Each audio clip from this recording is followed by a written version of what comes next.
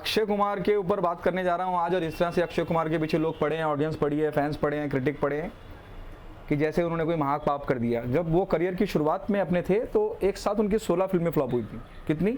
16। उसके बाद उन्हें कई कामयाबी का मज़ा उन्होंने चखा था। जब कोई फिल्म फ्लॉप होती है तो फिल्म के लिए क्या है ना कि जो फिल्म को लीड कर रहा है, हम सब being a critic, being audience, being fans, हम सिर्फ एक आदमी को दोष देते हैं। फैंस तो खैर नहीं देंगे, फैंस को तो लगता है कि जो कुछ भी आप कच्चा पक्का पुराना नया जो भी परोस रहे हैं सब बहुत बढ़िया है, लेकिन कहीं डाउन द लाइन वो भी जानते हैं कि प्रॉब्लम कहाँ है। अक्षय कुमार के केस में ऐसा है कि अक्षय कुमार को बहुत ज़्यादा रिस्पॉन्सिबल बना दिया गया है कि सब फिल्में फ्लॉप उनकी वजह से हो रही हैं, या वो फिल्मों का चयन सही से नहीं कर रहे हैं। जब इस तरह की बातें होती हैं तो देखिए, अक्षय कुमार एक ऐसे एक्टर हैं जिन्होंने कोविड के टाइम पे मतलब कमर्शियली कामयाब फिल्में दी हैं, सिनेमा को एक तरह से उभारा है, बाहर निकाला है। जो कमर्शियल उथल पुथल मची पड़ी थी डिस्ट्रीब्यूटर के बीच में एग्जीबिटर के बीच में, प्रोड्यूसर के बीच में, अक्षय कुमार वो एक्टर हैं, उन्होंने ये भी किया है। आज हम उनकी फ्लॉप फिल्में देख रहे हैं और उसकी कहीं आलोचना भी कर रहे हैं, लेकिन अक्षय कुमार के साथ जो एक बहुत बड़ा मौजू मुझे लगता है, एक बहुत बड़ी प्रॉब्लम, समस्या, अच्छी बात या बुरी बात, वो ये है कि वो पॉलिटिकली कहीं किसी एक पार्टी या एक पक्ष की तरफ खड़े हुए हैं, तो उसका भी एक कहीं ना कहीं असर पड़ता है जब उनकी फिल्में फ्लॉप होती हैं। वो ट्रोल भी होते हैं कई वजहों से, किसी को पूछ रहे हैं कि आम आप चूस के खाते हैं या काट के खाते हैं। जैसे कपिल ने मजाक बनाया था अक्षय का जब वो उनके शो पे गए थे, और आप देखिए वो स्पेसिफिक सीक्वेंस देखिए कि अक्षय कितने अनकंफर्टेबल फील कर रहे हैं।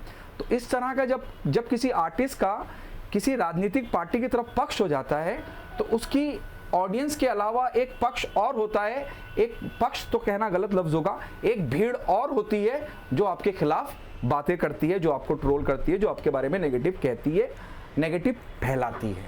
तो अक्षय कुमार के केस में भी मुझे लगता है यही हुआ। और जैसे मैंने कहा कि कोई एक दो फिल्म फ्लॉप नहीं हुए, लंबी लिस्ट है। बच्चन पांडे है, सम्राट पृथ्वीराज है, रक्षाबंधन है, राम सेतु है, सेल्फी है, मिशन रानीगंज है, बड़े मियाँ छोटे मियाँ है, सरफिरा है, और अब जो लेटेस्ट है वो खेल खेल में है।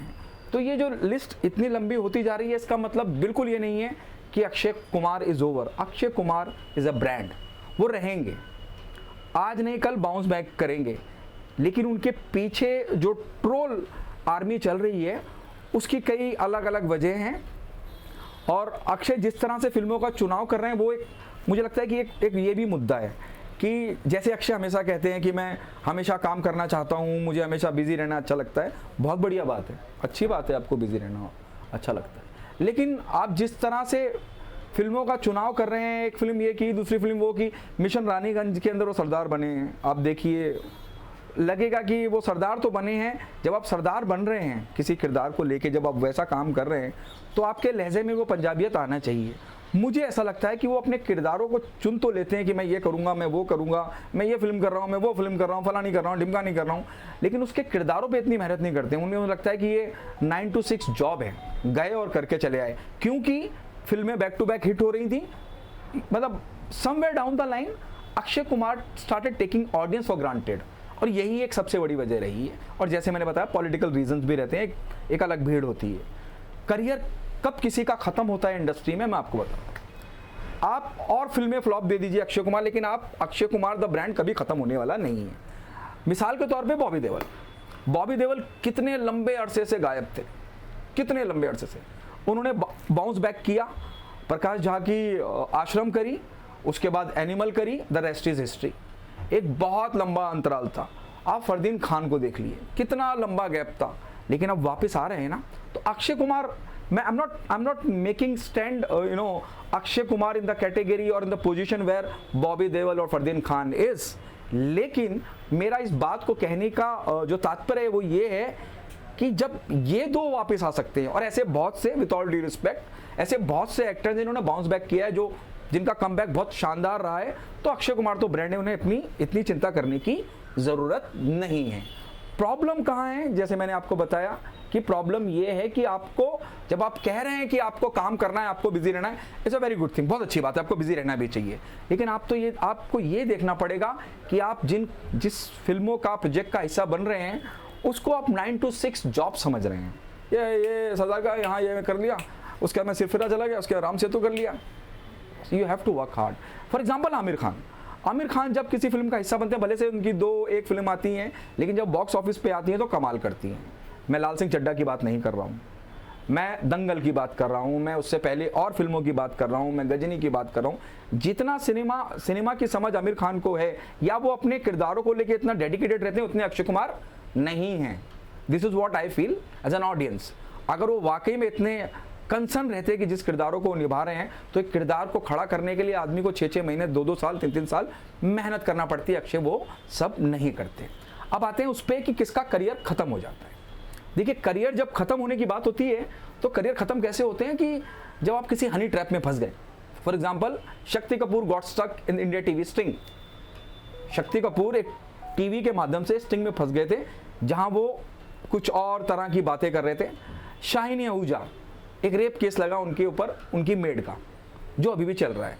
जब आप इस तरह के किसी बवाल में या किसी वारदात में फंसते हैं तो करियर खत्म होता है। ऑडियंस की, हिंदी ऑडियंस की या इंडिया की ऑडियंस की सबसे बड़ी प्रॉब्लम या अच्छी या बुरी बात यह है कि वो आपको सिनेमा के पर्दे पे तो कैसा भी स्वीकार कर लेंगे, लेकिन निजी जिंदगी में अगर आपकी जिंदगी में कोई भी नेगेटिविटी है, for example the recent case of Rhea Chakraborty. हालांकि उनको सुशांत सिंह की जो हत्या हुई, आत्महत्या हुई, उससे जोड़ के देखा गया, क्योंकि वो उनके साथ एक बहुत लंबे वक्त से रह रही थी, लेकिन उन्हें भी छोड़ा नहीं गया, बख्शा नहीं गया। अब उनका करियर देखिए कहाँ गया। इस तरह की, और भगवान ना करे, ईश्वर ना करे, कभी अक्षय कुमार को इस तरह का सामना करना पड़े। Is a complete family man, pure thorough gentleman who look after his family, who loves his family, and we also love Akshay Kumar the way he treat or respect his family। तो भगवान ना करे कभी उनको इस तरह का सामना करना पड़े। मैं सिर्फ मिसाल के तौर पे आपको बताने की कोशिश कर रहा हूँ कि करियर खत्म होते कब है। तो ऐसा तो कुछ है नहीं अक्की की जिंदगी में, और ना कभी होगा। Is a thorough gentleman as I said earlier. तो अक्षय को चाहिए कि फिल्म में आप 12 फिल्में करिए सर, मैं तो बोल रहा हूँ आप हर साल, हर महीने फिल्म निकालिए, 365 फिल्में करिए। लेकिन जब आप 365 फिल्में कर रहे हैं तो वो ऑडियंस, वो फैंस जो सिर्फ आपके भरोसे थिएटर का रुख करते हैं, वो निराश ना हो। और आप जिन किरदारों पे काम कर रहे हैं उतनी ईमानदारी से तो काम करिए। 9 to 6 जॉब समझ के मत करिए, और वो कहीं 9 to 6 ऑडियंस को दुख दे रहा है, और उसका नतीजा यही है। और हम सब जो अक्षय के काम को सराहते आए हैं, आपका कॉमेडी टाइमिंग कोई मैच नहीं कर सकता बॉस, कोई नहीं मैच कर सकता। जो कॉमेडी टाइमिंग आपका है, मुझे लगता है एक ही लिविंग लेजेंड है जो मैच कर सकते हैं, वो है गोविंदा। क्या परफेक्ट टाइमिंग है आपका, क्या तरीका है आपका बोलने का, आपके बॉडी मूवमेंट, आपके बॉडी गेस्चर पे मीम बनते हैं यार आज भी। अब आप समझिए जो मैं कहने की कोशिश कर रहा हूँ। Akshay is that big, is a brand, लेकिन उस ब्रांड को चाहिए कि अपना ध्यान रखे। मुझे ऐसा लगा कि अक्षय की बहुत ज़्यादा ज़रूरत से ज़्यादा खिंचाई और ट्रोलिंग कर रहे हैं आप लोग, गलत बात है भाई साहब। तो मुझे बोलना चाहिए था, this is what I feel about Akshay Kumar, and I am sure about hill bounce back. और शायद बहुत, जैसे अब रिसेंट स्त्री 2 हमने देखी, किसने सोचा था राजकुमार राव की फिल्म 200-250 करोड़ 2-3 दिन में, होता है ना। तो ये इंडस्ट्री और ये जगह ऐसी है, और ऑडियंस बोलता ना, जनता जनार्दन कब किसको सर पे बिठा ले और कब किसको उठा के फेंक दे, यू नेवर नो। और अक्षय तो विल लव यू यार। मुझे ज़रूरी लगा इस बारे में बात करना, तो मैंने बात करी, और मैं उम्मीद करता हूँ कि जो मैंने बिंदु उठाए हैं, जो मैंने बातें करी हैं, आप उससे इत्तेफाक रखते हैं तो प्लीज़ मुझे बताइए। और आपको लगता है कि you disagree what I said, comment में गालियाँ बकिए। आई लव गालीज। प्लीज़ चैनल को लाइक करें, सब्सक्राइब करें। फिलहाल के लिए इतना ही। अल्लाह हाफिज़।